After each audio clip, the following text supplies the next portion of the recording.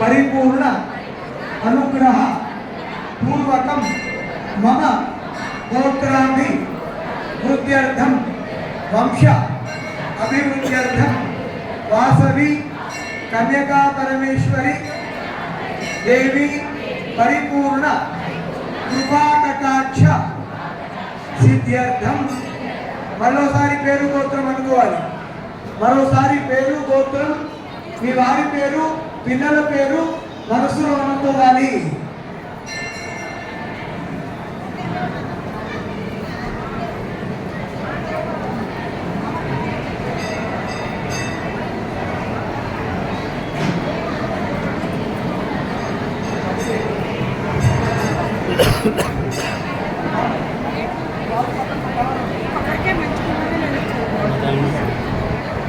అనాలి అస్మాకం అమ్మ అందరికీ